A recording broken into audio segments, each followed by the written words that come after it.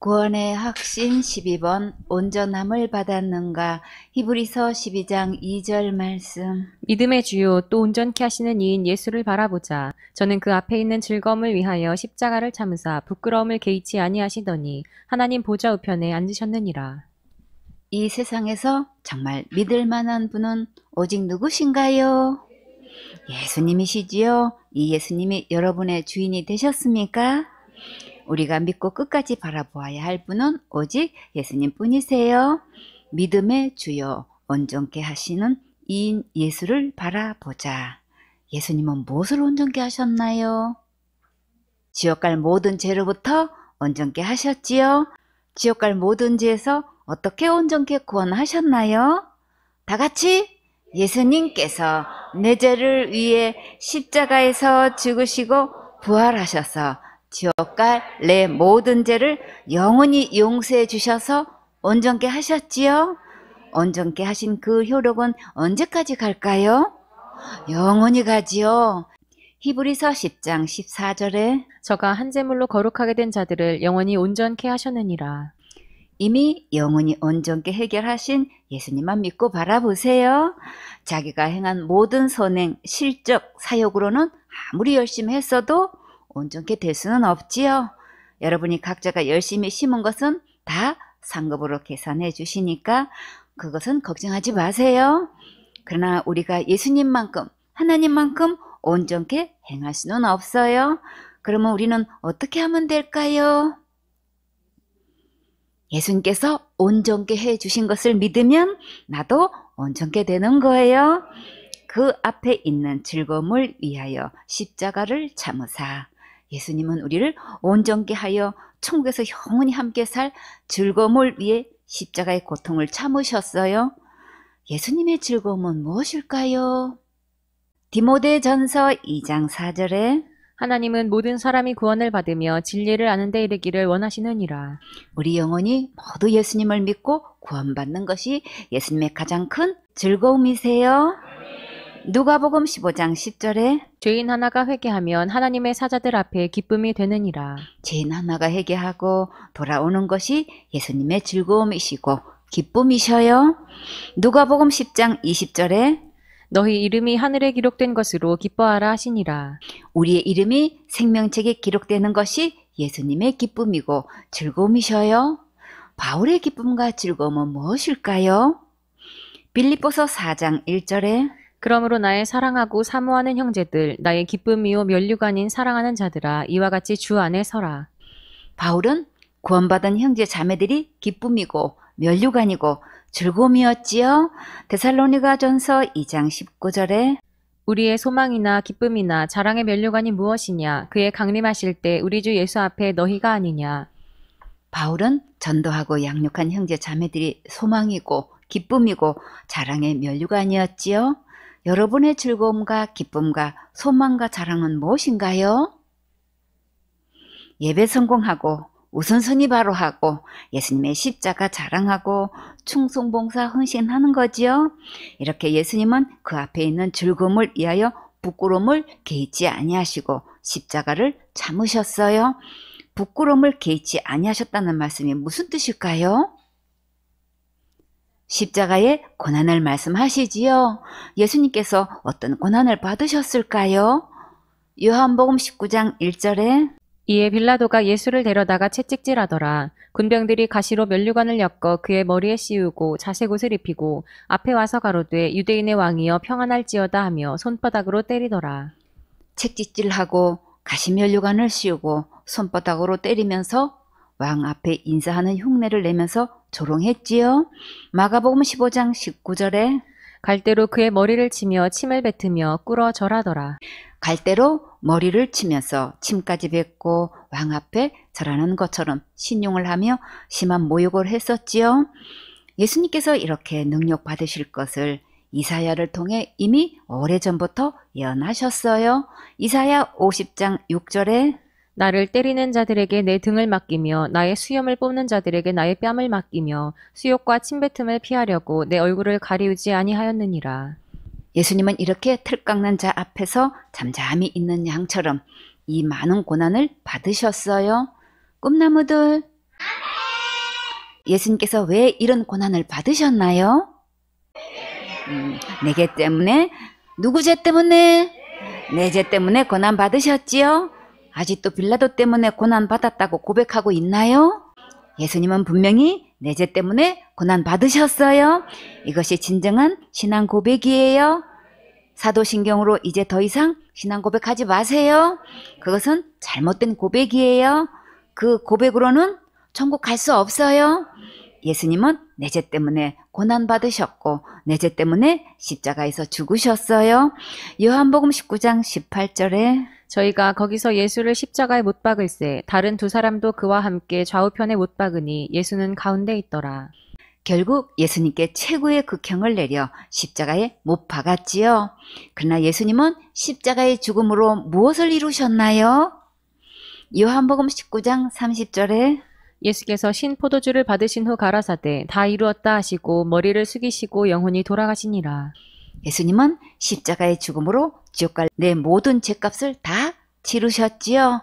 골로새서 2장 13절에 또 너희의 범죄와 육체의 무할례로 죽었던 너희를 하나님이 그와 함께 살리시고 우리에게 모든 죄를 사하시고 우리를 거스리고 우리를 대적하는 의문에 쓴 증서를 도말하시고 제하여 버리사 십자가에 못 박으시고 정사와 권세를 벗어버려 밝히 드러내시고 십자가로 승리하셨느니라. 예수님께서 십자가의 승리로 지옥 갈 모든 죄도 용서하시고 율법도 도말하시고 없애버리셨어요.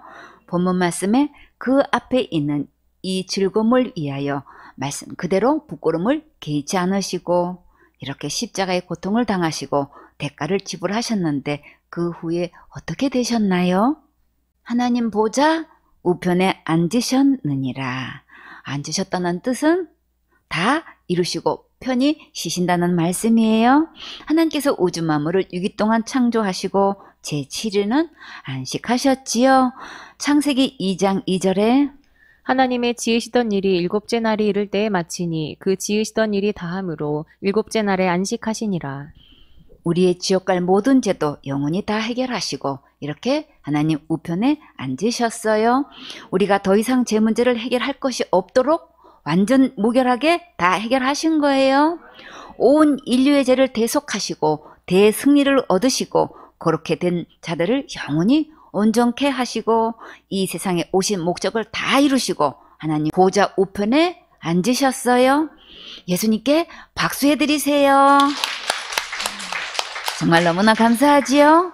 본문 말씀에 히브리서 12장 2절에 믿음의 주요 또 온전케 하시는 이인 예수를 바라보자. 저는 그 앞에 있는 즐거움을 위하여 십자가를 참으사 부끄러움을 개의치 아니하시더니 하나님 보좌 우편에 앉으셨느니라. 이 예수님만 믿고 예수님만 바라보면 우리는 어떤 자리에 앉을 수 있을까요? 하나님 보좌 우편에 앉을 수 있지요. 하나님 보좌 우편에 앉아서 세세토록 왕노릇해요. 누가복음 22장 30절에 너희로 내 나라에 있어 내 상에서 먹고 마시며 또는 보좌에 앉아 이스라엘 12지파를 다스리게 하려 하노라. 예수님 상에서 함께 먹고 마시면서 보좌에 앉아 12지파를 다스리게 해주셔요. 계시록 3장 21절에 이기는 그에게는 내가 내 보좌에 함께 앉게 하여 주기를 내가 이기고 아버지 보좌에 함께 앉은 것과 같이 하리라. 정말 어마어마한 자리에 앉아서 다스리게 해주시지요. 이것이 진짜 진급이고 영원한 승진이에요. 계시록 22장 5절에 다시 밤이 없겠고 등불과 햇빛이 쓸데없으니 이는 주 하나님이 저희에게 비추심이라. 저희가 세세토록 왕노릇하리로다. 밤도 낮도 없는 천국에서 하나님께서 비춰주시는 은혜를 입고 우리는 세세토록 왕노릇하게 돼요. 지옥 갈 모든 죄를 영원히 용서하시고 온전케 하신 예수님만 바라보세요. 자신을 바라보고 낙심하지 말고 자만하지도 마세요.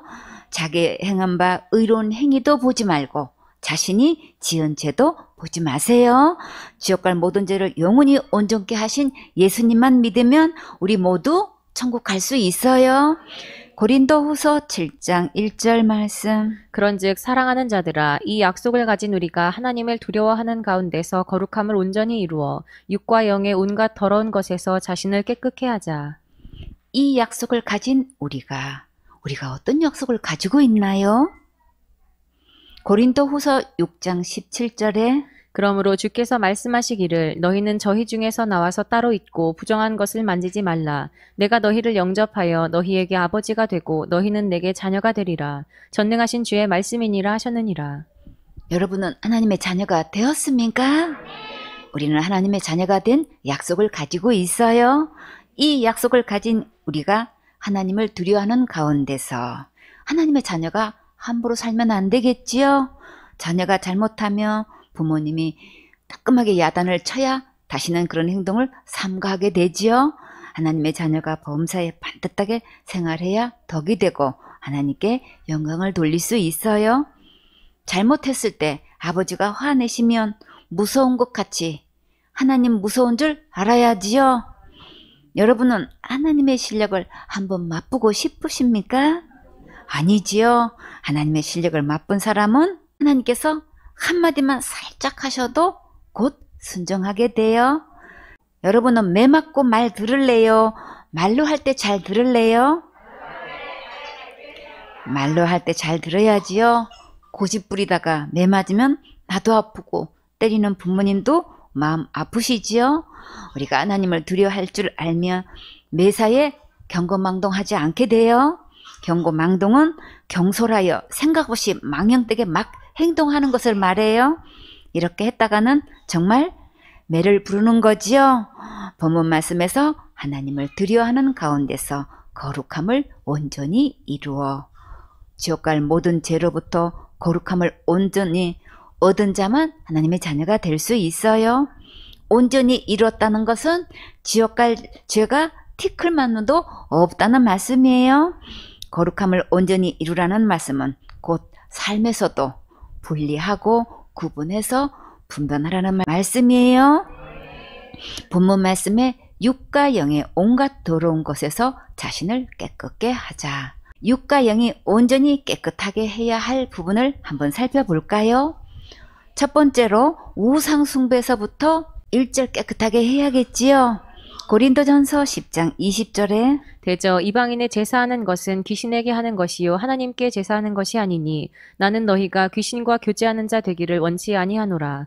너희가 주의 잔과 귀신의 잔을 겸하여 마시지 못하고 주의 상과 귀신의 상에 겸하여 참회치 못하리라. 하나님의 자녀가 귀신하고 교제하는 것은 정말 마땅치 않지요.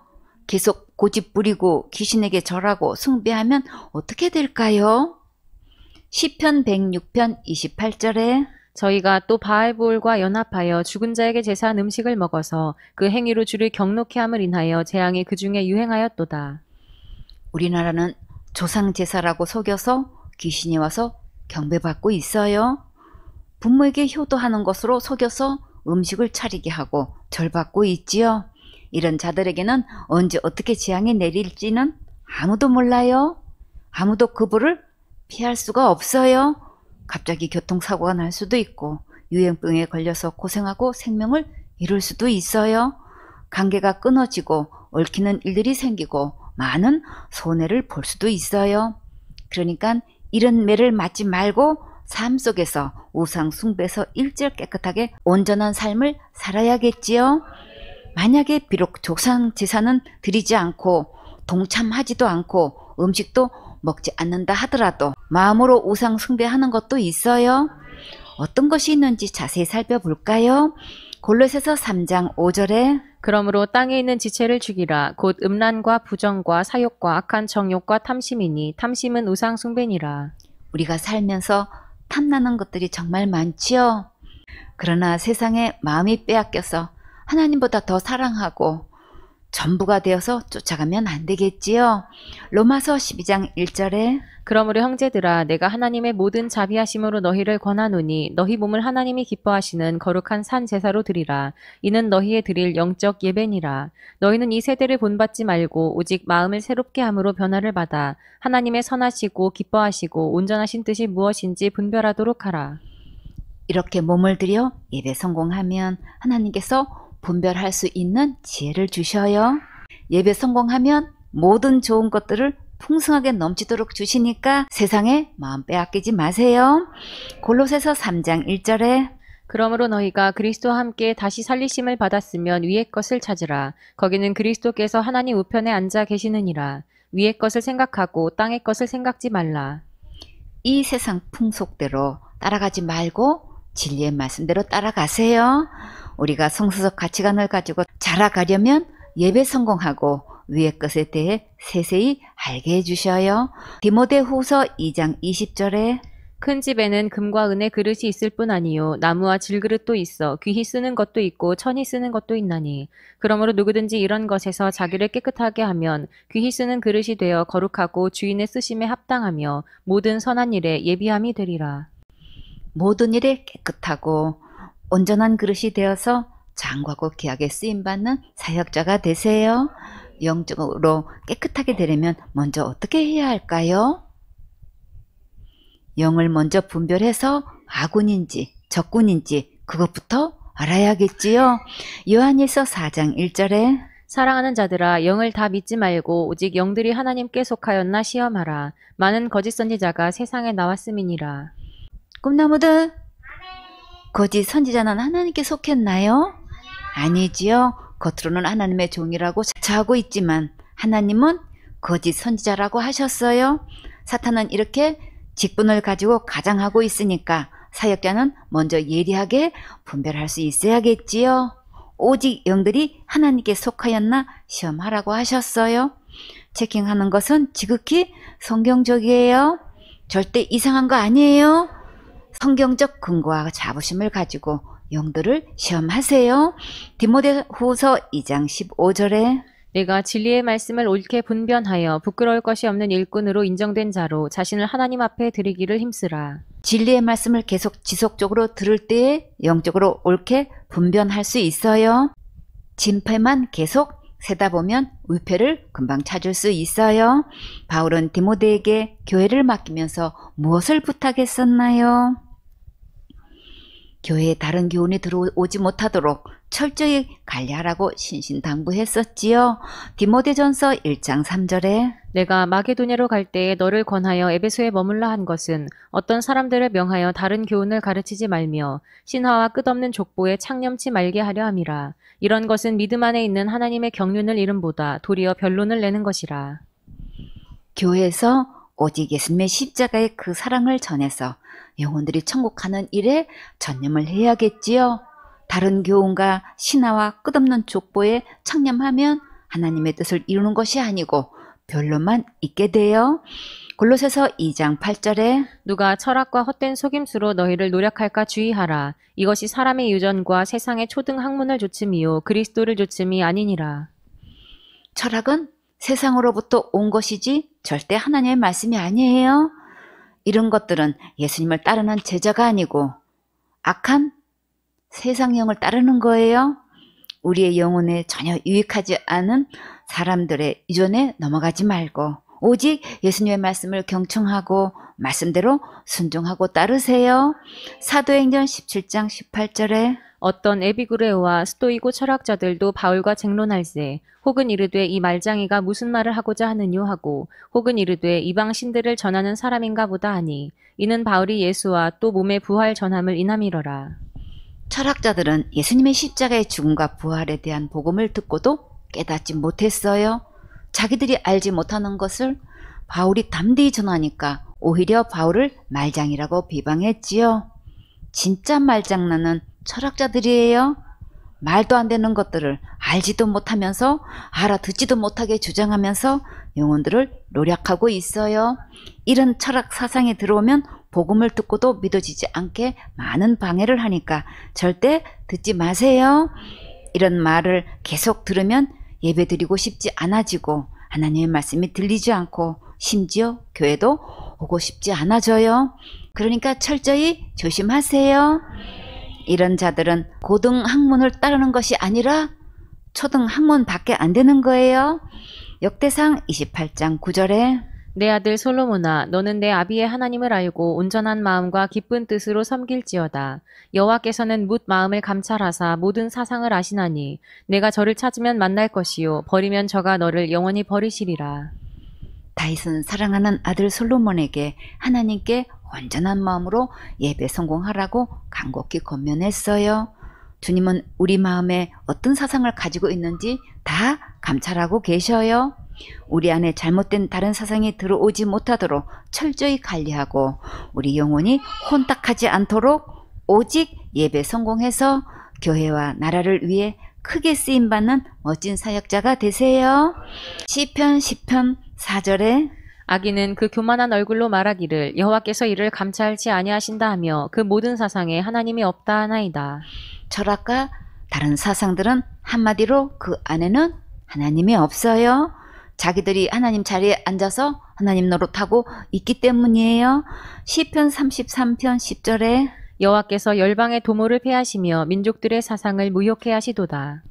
저들의 모든 사상들은 아무리 대책을 세우고 방법을 동원해도 아무 보람이나 효력이 없어요.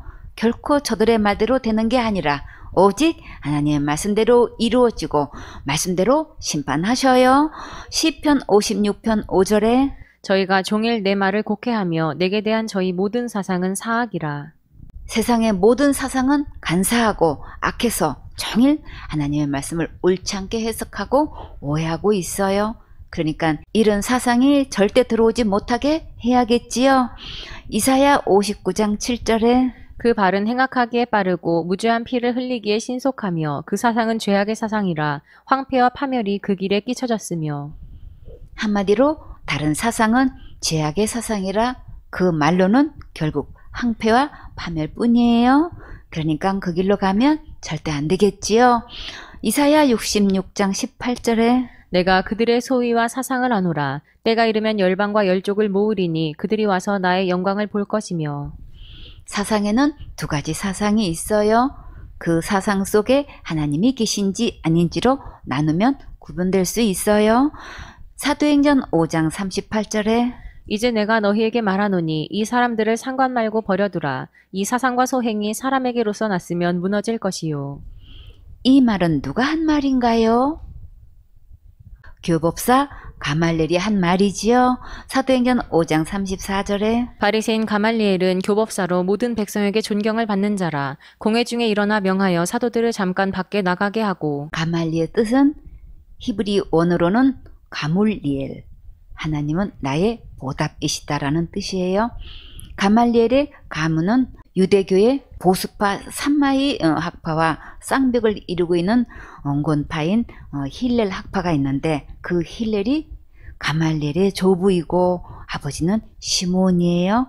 누가복음 2장 25절에 예루살렘에 시므온이라 하는 사람이 있으니 이 사람이 의롭고 경건하여 이스라엘의 위로를 기다리는 자라. 성령이 그 위에 계시더라. 이 시므온이 가말리엘의 아버지로 알려지고 있어요. 누가복음 2장 28절에 시므온이 아기를 안고 하나님을 찬송하여 가로되. 시므온이 가말리엘의 아버지이고 힐렐은 가말리엘의 할아버지예요. 가말리엘은 공회에서 명령을 할 수 있는 막강한 존경받는 위치에 있을 정도의 인물이었어요. 공회 중에서 일어나 명령하여 사도들을 잠깐 밖에 나가게 하였지요.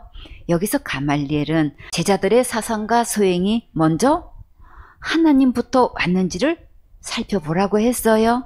사역자는 사상이 하나님부터 온 것인지 세상으로 온 것인지 분별해서 도와줄 수 있어야겠지요. 우리 청소년들이 성서적 가치관으로 자라가는 모습을 보면 정말 감사하지요.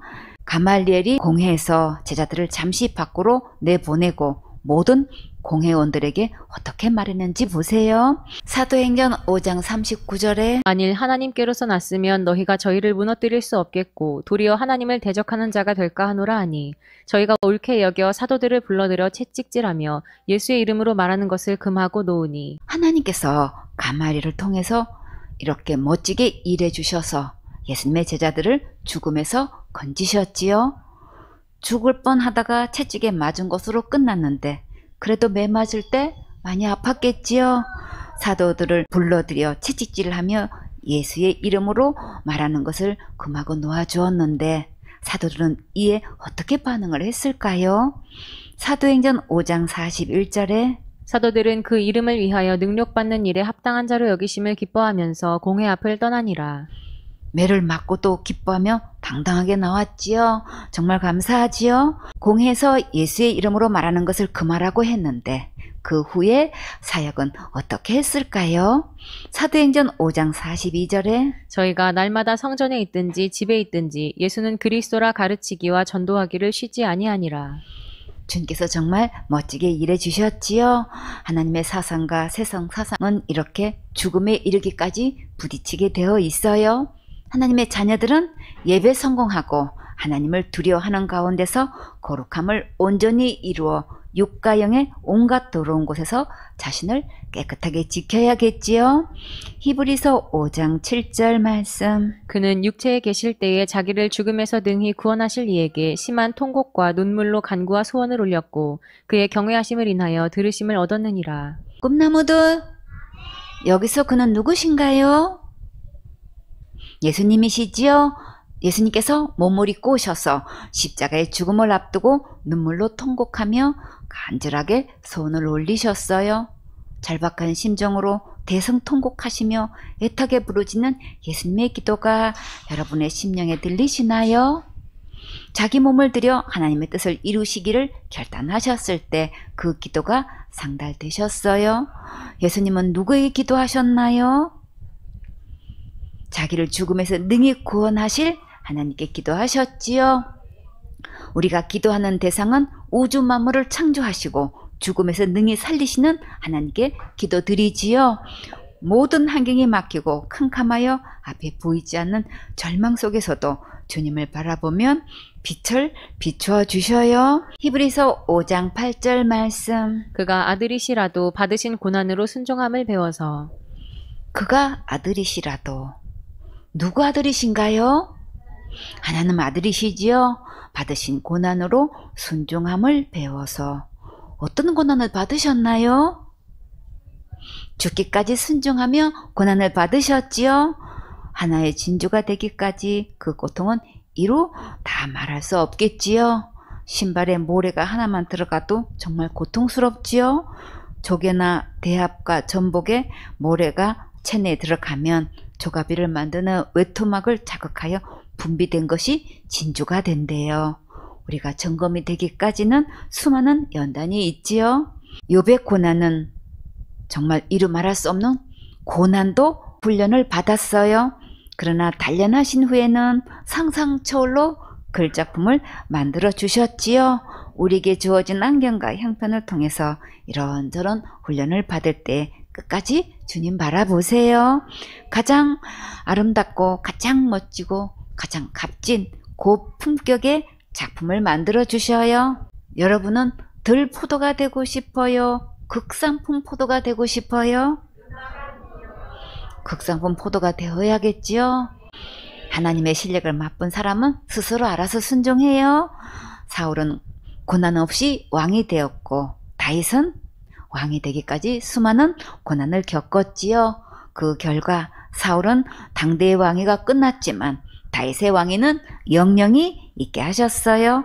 무엇보다도 다윗의 혈통을 통해 영원한 왕이신 예수님이 오셨지요. 이보다 더 큰 가문의 영광은 없지요. 마태복음 1장 1절에 아브라함과 다윗의 자손 예수 그리스도의 세계라. 다윗의 자손을 통해 기다렸던 메시아 예수님께서 오신 것은 그 가문의 정말 무한한 영광이지요. 다윗은 많은 허물이 있었어도 끝까지 예배 성공하여 하나님께서 크게 보상해 주셨어요. 고난을 통해 순종함을 배우는 것은 아주 중요하겠지요. 우리가 이렇게 사역자 훈련을 함께 받을 수 있는 것은 더 많은 유익을 얻을 수 있어요. 서로 보고 배우니까 도전도 되고 경각심도 갖게 되고 믿음도 자라고 그릇도 커지지요. 우리에게 믿음의 롤 모델이 있다는 것은 서로에게 정말 큰 힘이 되지요. 예수님은 어떤 고난을 받기까지 순종하셨는지 한번 상고해 볼까요? 누가복음 22장 54절에 예수를 잡아 끌고 대제사장의 집으로 들어갈새 베드로가 멀찍이 따라가니라. 어떻게 예수님을 잡아 끌고 갈 수 있을까요? 정말 무례한 행동이지요. 예수님은 이런 일 당할 일을 하신 적이 없으시지요. 그런데도 턱강한 자 앞에서 잠잠한 양같이 되셨어요. 누구 때문에 그렇게 잠잠하셨을까요? 다 같이 나 때문이지요. 우리 때문이에요. 누가복음 22장 63절에 지키는 사람들이 예수를 희롱하고 때리며 희롱했다는 것은 소나기에 놓고 제 마음대로 다루고 놀렸다는 뜻이에요. 이렇게 희롱하고 때리기까지 했어요. 창조주 하나님께서 이런 고난을 당하시는 것은 정말 상상도 못할 일이지요. 누가복음 22장 64절에 그의 눈을 가리우고 물어 가로되 선지자 노릇하라 너를 친 자가 누구냐 하고 이외에도 많은 말로 욕하더라. 농락하고 때리고 선지자 노릇하라고 치고 욕까지 했어요. 예수님은 왜 이런 고난을 당하셨나요? 다 같이 내 죄 때문에 고난 받으셨지요. 누구 죄 때문에? 내 죄 때문에. 예수님은 빌라도 때문에 고난 받으신 것이 아니라 내 죄 때문에 고난 받으신 거예요. 이 고백이 중심으로 되어질 때 예수님의 은혜를 입을 수 있어요. 많은 사람들이 사도신경으로 고백하고 있는데 이것은 잘못 믿고 잘못 고백하고 있는 거예요. 누가 뭐라고 해도 예수님은 내 죄 때문에 고난 받으셨고 내 죄 때문에 십자가에 죽으셨어요. 이 믿음이 진정한 신앙 고백이에요. 누가복음 22장 66절에 날이 새매 백성의 장로들 곧 대제사장들과 서기관들이 모이어 예수를 그 공회로 끌어들여 가로되 내가 그리스도여든 우리에게 말하라. 대답하시되 내가 말할지라도 너희가 믿지 아니할 것이요 내가 물어도 너희가 대답지 아니할 것이니라. 그러나 이제후로는 인자가 하나님의 권능의 우편에 앉아 있으리라 하시니. 예수님은 이 말씀대로 정말 부활하셔서 하나님 보좌 우편에 앉으셨지요. 그런데 대제사장들과 서기관들이 이 예수님의 말씀을 믿었었나요?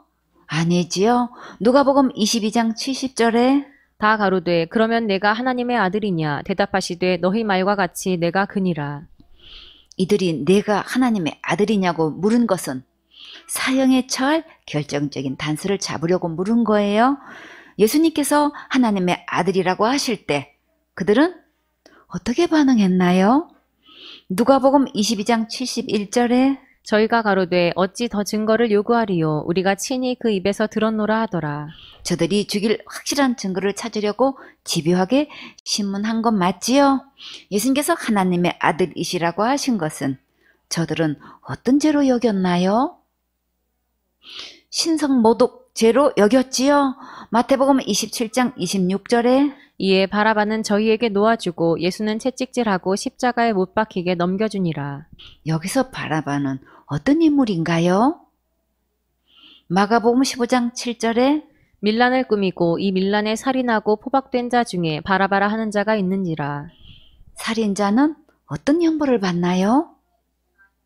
사형을 받게 될 운명에 놓여 있지요.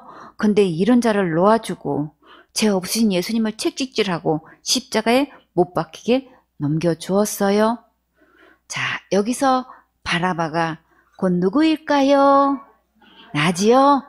곧 우리가 바라바예요. 지옥 갈 수밖에 없는 나를 대신하여 예수님께서 십자가에서 죽으시고 죄로부터 우리를 구원해 주셨어요. 우리에게 이 크신 은혜를 주신 예수님은 영원토록 찬양과 영광과 경배를 받으셔야 마땅하겠지요. 그가 아들이시라도 받으실 고난으로 순종함을 배워서 십자가에서 죽기까지 사랑하셔서 우리를 지옥 갈 모든 죄에서 온전케 하셨어요. 히브리서 5장 9절 말씀. 온전하게 되었은즉 자기를 순종하는 모든 자에게 영원한 구원의 근원이 되시고. 누가 온전하게 하셨나요? 예수님께서 온전하게 하셨지요. 무엇을 온전하게 하셨나요? 지옥 갈 모든 죄로부터 온전케 하셨지요. 예수님께서 지옥 갈 모든 죄로부터 영원히 온전케 하신 것을 믿고 받는 것이 온전한 믿음이에요.